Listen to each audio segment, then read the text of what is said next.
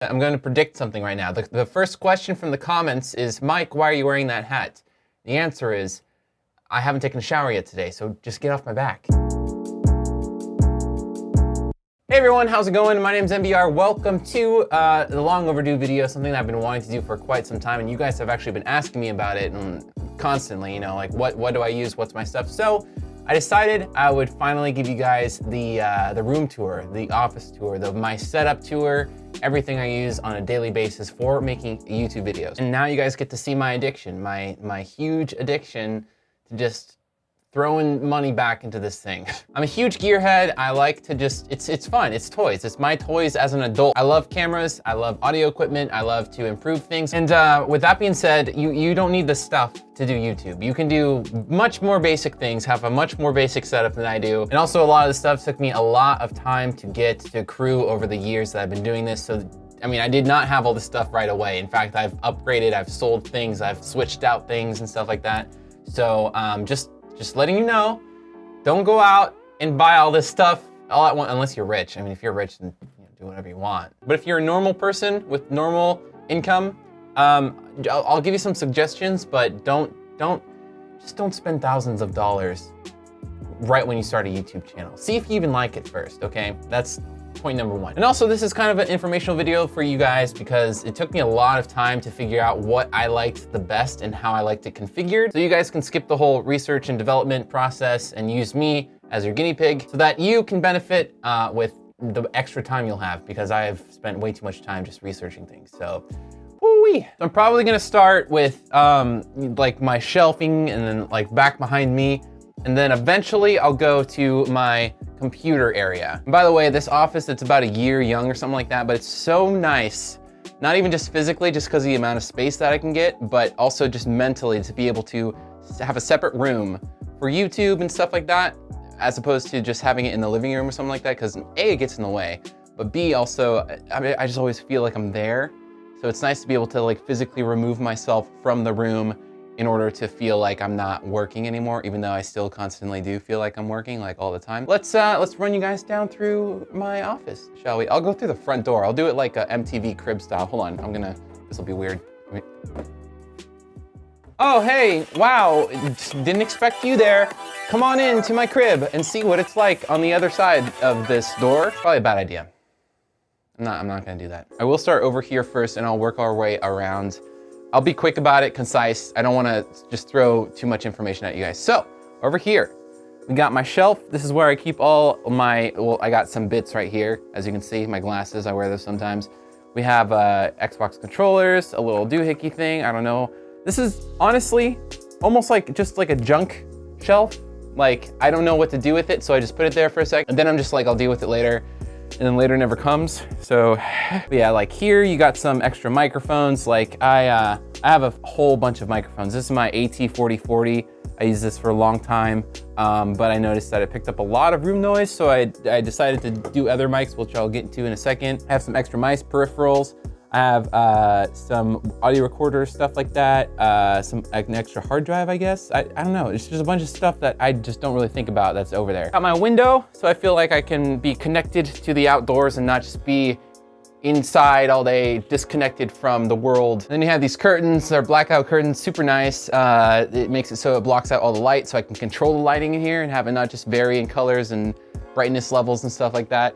Also, it dampens the sound just a slight bit. I do live by a road, so it's kind of nice to have that. I got my couch. Literally, Allie and I walked it from the department store like a few blocks down. It was raining and it was horrible, but we got it here. And then I stood on the side over here to place all this stuff up, and I broke the side of the chair. Classic eMBeaR. And then this wall is just some 1-inch acoustic foam. I would suggest you guys get 2-inch ones if you need them. If your room is empty space, you know, and the walls are bare. Then we got the 100K button. Man, feels good. Hopefully I can, you know, get that gold someday. And then I don't know if you guys have ever seen this, but this is one of my favorite artists, and he's also a rock climber. His name is Retina Ozturk. He goes out to nature and he just lays this huge canvas out and then he just paints with watercolors whatever scene he sees, and they're beautiful. They're absolutely gorgeous. And then I got some LEDs that are up behind me, and I can like change the color, so I can go like orange, red. And then I just got some string lights to go in between that stuff. And then over here we got my recording studio. So I just picked this thing up very recently, already becoming a pro at it. Then an oldie but a goodie, the glockenspiel. And then we got my favorite hat. Allie hates this thing. It's starting to die. There's like holes going in it. I got this in Hawaii. Then over here we got my guitar. I don't know, what is it? It's a Fender. It is a Fender. Okay, that's my old computer, by the way. Trying to see if I can turn it into like a streaming PC or something like that. Then we got my planner, which I haven't been using lately. I should probably use it more often. Also, I forgot to mention, this is a whole mirror closet area where I just have a bunch of, it's everything. Cables, boxes from products, anything I can put in there, I do, because out of sight, out of mind.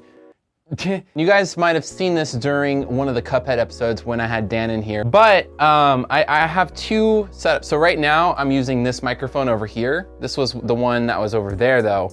And then I had this one over here. So this one is too expensive. It's the Sennheiser MKH416. The only reason I bought it, okay, guys, I have an addiction, okay? But the only reason I bought it was because it was paired for free with this recorder right here that was $300 and something, $400. So it was a steal. I couldn't pass it up just in case I wanted to do, you know, some sort of extravagant filming project in the future. That's the microphone that they use in movies. The reason I don't normally use it though is just because it's very directional. So like if I'm not standing in front of it and like if I move like this or if I move like that, the sound quality will cut off like instantly. So sometimes I'll like laugh or like move when I'm talking, and I could tell there's like some weird muffled cutoffs and stuff like that just from that slight amount of angle. So I like something that's a little bit more broad so I can actually move around a bit. And then this is my other mic that usually it's over there, but I put it over here just because I'm actually a huge fan of it. It's the Audio-Technica 875R. It is a shotgun microphone, kind of mid-range priced. But I've been just using it for my recording. So I just use this arm, this microphone stand arm, because this arm right here, this squeaky machine, it's too springy for this. It's too, this microphone, it's too light. And it's nice because I'll be sitting here at my main camera and I'll just like have it below screen and it still picks me up really well. It's very directional as well. It blocks out the side sounds. It's just super nice to have something that has range, depth, clarity, but also noise reduction as well, as opposed to my AT4040 that would pick up everything in the room and then more. That's why I'm using that. I really enjoy the sound quality of it as well. It's a great microphone. I can't suggest that one enough. In fact, I would suggest if you get an XLR audio interface, I feel like this should be your intro mic. It's a little bit more expensive than like the $100 Blue Yetis or AT2020s, but I feel like the sound quality and the noise reduction, it's just so much better. Now that we're over at the PC side of things, I can start showing you guys this stuff. Oh, and this is my my eWin racing chair. They sent it out to me. I did a video on it. It's super comfortable. It's very big, so it's tall enough for me. I'm a tall guy, so it's really nice to have a chair that's tall enough for my back, and I'm not just like craning my neck back or forward or whatever I normally do and stuff like that. I don't want to show you guys in there, by the way. You're probably wondering. It's just a mess. It has a bunch of cables, a bunch of boxes with other cables, a bunch of product boxes everywhere, other costumes. It has my bits. All my bits are in there, so that's where they live. All right, so the best way, I guess, to do this is to just go left to right because I have a lot of stuff here and I don't know where to start. So I'll start, I guess, with these headphones here. They are the Sennheiser PC360s. They have a little microphone on the side there as well. Super nice. I use it for Xbox specifically. I used to use them for PC back in the day, but I've upgraded since then. And you know, those work with the Xbox controller, so it's fine, which I have an Xbox Elite controller that have paddles underneath and detachable buttons, and you can customize it. It's super, super cool. I got my glasses here. Sometimes things get a little bit too spicy and you have to despicify them. And I got my eMBeaR Dynamic DT880s. These are the supposedly semi-open versions. It's not totally closed, it's not totally open back, but I would suggest going for just these ones, the DT7070s. These will cancel out more noise outside, which is really nice when you're recording. They clamp down a little bit more, but they're still really comfortable. Beyerdynamic probably has the most comfortable cushions of headphones that I've ever worn. I used to be a huge Sennheiser fan, and I still am. I like the looks of the Sennheisers, I guess. The oval ears look more natural and low profile, not as loud, especially when you're in public, stuff like that. But these are just so nice. The sound quality is amazing, and they're just really comfortable. Those ones, the 880s, are probably the most comfortable headphones I've ever worn, hands down, over-the-ear headphones, ever. But I would definitely suggest getting the 990s as just the straight open, or the DT7070s that are closed, but because of these cushions sometimes sound will leak through that, so it's fine. It's not that big of a deal. I like it though. I like the closed back versions of them. So just for the sake of the video, I'm gonna keep my keyboard out like this. This is not how I actually do it. Usually, you know, this will be over to the side when I'm playing on my PC. This is my PC keyboard and my PC mouse. It'll be there, and then these two will be over here out of the way. But I'm gonna do it like this for now. Bear with me. So yes, oh, I have a Mac keyboard and an MX Master mouse. Wow, where's my Mac? I don't see it anywhere on the desk. Oh, wait, what's that behind? Oh, wow. So this is my MacBook Pro 2014. This is what I edit on. This is what I record to. I love it to death. It works like a charm. I have it hooked up to a lightning cable right there, and then it goes to here, which is a dock that I could just put a bunch of hard drives and my audio interface into, everything. It's really nice that it's all just one cable going there, so when I have to take that away, I just boop, boop, and then take it away. And then I have another HDMI going to the other monitor. So that works as a display as well. So this is my main monitor. Don't worry, my file's not missing. I just cleaned up all my files, so they're gone. So it's already done project, it's over with. And then this is my secondary monitor, so I can have like things hooked up to it. And then also the nice thing about this is I have an HDMI switch all the way back there. So it's really nice. I don't have to switch around any cables. I just have this little remote here, and I can, and by the way, it's called Knievo. I can just press a button, a channel, and it'll switch to my PC, and I have both monitors hooked up to my PC. And then another one that I can press that'll go to my Xbox. It's just really nice to never have to be switching around cables. It's just nice to have everything connected. Which brings me to my monitor. This is a, I don't remember. It's an Asus VG something or other. It's the 144 Hertz, 1ms, whatever gaming monitor. And then this one is actually a find that I got off of Rifty. He suggested this one to me. It's just a Dell gaming monitor, but it's 1440p, 1ms, DisplayPort, 165 Hertz, and the bevel. Look at the size of that bevel. It's almost not there. Like, that's amazing. It's definitely worth the money. I enjoy it. The colors are a little bit meh, but that's not really what you buy these kind of monitors for. It's for the smoothness of gaming, really. My other camera, it is a Lumix G7. Absolutely love the thing. It's probably the best camera I've ever owned. It has all the features that I want, especially, and this is a huge one, it can record forever. As long as you have room in your SD card and battery power, it can just keep on recording in the AVC HD format, which is kind of a unique feature for DSLR cameras. And I have, right now, a battery pack that's just hooked into a wall, so it's never gonna run out of power, and I can record for, you guys can't see it, but it says 11 hours and 17 minutes at the moment. Super, super cool. And then back behind it, I use a ring light that is a newer, N-E-E-W-E-R, like $100 or something like that off Amazon. Super nice LED so it doesn't get super hot. And that is actually the same one over to my right, but the panel went out on the right-hand side. So I just opted to buy another one and then have that be a fill light to fill up the room a little bit more as well. All right, and then underneath here, you have my Scarlett 6i6. That's my audio interface.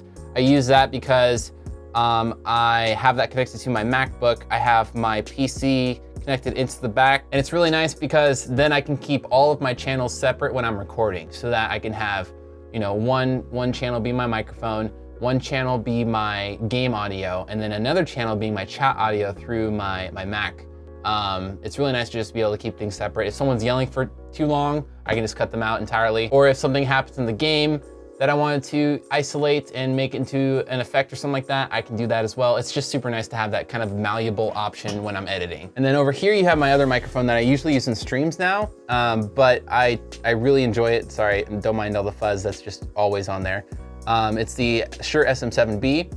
Requires a lot of gain, so I do have a cloud lifter right there. It's just a little preamp. It makes it so there's less hiss in the recording, a little bit more dull. And for the price, I would suggest that you could probably find something better with the combination of things. If you already have a powerful interface, just the microphone is really nice, but if you have to buy the cloud lifter, there's so many microphones that are like at that price range of 400 and something bucks that could probably do better. I don't know. It cuts out a lot of the noise, so it has a very specific purpose. I just find that that microphone has a lot more clarity. But I like to switch it up. I like to make things feel different, so that's why I have so much stuff. And then we have my Corsair, I don't remember the model of it, but it's a keypadless keyboard. It's really nice. It feels, I think it's like a metal of some kind. I'm not entirely sure, but it's really nice. It has mechanical keys, so it's clicky clacky. It's the hard drives under there. That's an important one, actually. So on the left, we just have a Seagate one. It's 5 terabytes. I use that as what's called a scratch disk.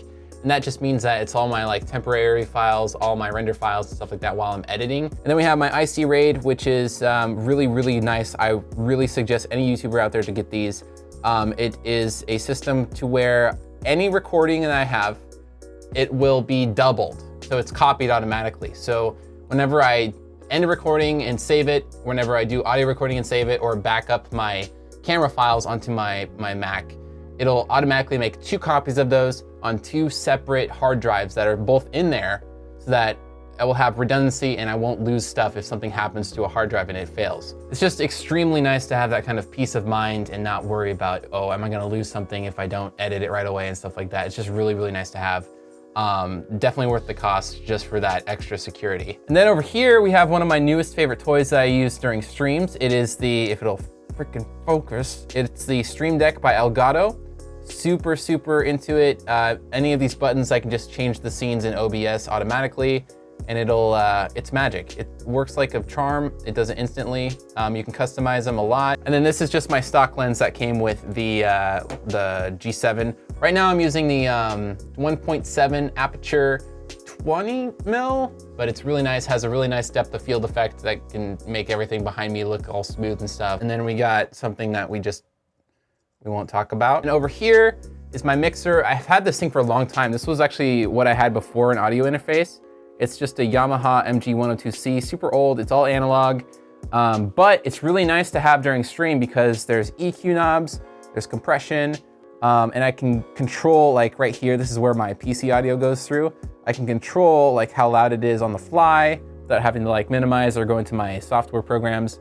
And then also, whatever I hear on this, it goes into my PC again, and then it's exactly what you hear. The same levels and everything I hear is what you guys hear. So it's really nice to have that option as well. And then if you look behind there, that guy right there is everything that I record with. I don't know if you guys can even see. It's probably way too dark. I'm just gonna tell you what it is. I use a Elgato HD60 for everything that I record. Everything that I've ever put on YouTube that I've recorded has been going through there. It's so nice, super simple to use. The file sizes are small. The flashback recording is amazing, especially if you have a mixer. You put an output into the back of it so that you have flashback recording of all of your audio synced up already and your game. That's like the easiest way to record, in my opinion. I highly suggest anything by Elgato. I think they're really innovative. Their products are amazing, and I might even be working on a sponsorship with them really soon here. We'll see what that entails too, but that's for the future. And then back here, we have an Astro mix amp so that I can actually record stuff and talk with people easier through my Xbox. Basic stuff, everyone knows what those are. And then we have, oh, I forgot to mention, another hard drive back there. It's actually a portable external SSD, 480 gigabytes or something like that. Fits in the palm of my hand, super cool. And then we got these speakers over here that are really nice when I'm not wanting to use headphones. It's really nice to have a reference of how things will sound on people's like TV or phone speakers and stuff like that, because not everybody that watches YouTube watches it on their computer with headphones. So yeah, I use a shelf to hold like everything, just because I want everything out of the way. This is my PC. It's hard to show you the side and like what's in the side or whatever, because the side is on this side, which is in the back of my desk. So just imagine with me, if you will. This is what's in my computer. Wow, look at all those things. But it was actually built and sent out to me by eMBeaR. It was his computer before mine. And then he got something from Ironside PC. And those computers are freaking monsters. And so he like just built this thing. And so he sold it to me for a little bit of a lower price. I really needed it too, something a little bit more powerful so that I could stream for you guys, and that's really exciting that I have that now. And trust me, you guys don't want to see all my cable management. It's pretty much non-existent. I personally just don't believe in cable management. Like I want things to be there, to work, and then when I move, I'll deal with it later. I don't want to have to worry about constantly, you know, upkeeping all that stuff whenever I take something out, put something back in, and having to rearrange everything. I'm just like, you know what? Let it be a jungle. Kind of represents like the person that, you know, owns the office, owns the PC. It's supposed to explain what I'm like, and that's me. So I think that's everything for you guys. If I missed anything, let me know in the comments down below, and I'll explain to you guys in text. But that's the basic gist of it. And again, you guys don't need this stuff for YouTube. This has been accrued over a millennia. So hopefully this gave you guys some insight, some ideas and stuff like that. If you want to start your own YouTube channel and what gear and stuff like that is my personal recommendation, definitely for microphones, AT75R. And camera, if you can afford it. It's a little bit expensive, but it's like the last one you'll ever need. If not, just use a webcam. I forgot to mention, I used to use the C930 or C920, sorry, for the longest time. Awesome webcam, $100, will constantly record. DSLRs are a little bit more tricky, so if you have extra money, opt for the G7. And you can use OBS to record, you know, that's super easy, especially if you just record to one machine. The reason I use an Elgato is just because I record to a separate machine, and it makes it easier for my PC to, you know, keep a high FPS level and have things being separate. Also makes it so I feel like recordings are usually less likely to crash and screw up and stuff like that. And I think that's pretty much it. And this is just the way that I record and the way I set up my things. It's the way that I learned. It's really easy for me to do all this stuff. I know it's a lot more complicated than probably a lot of other YouTubers, especially ones that just use PC and not Mac. But I first learned editing on iMovie, and then I switched over to Final Cut Pro 10 because that's the easiest step to make. And honestly, I really, really do enjoy Final Cut Pro 10. I'll actually probably eventually make a video of me editing a video. Very meta, I know. But it's just so intuitive, it's so easy to use, it's very quick.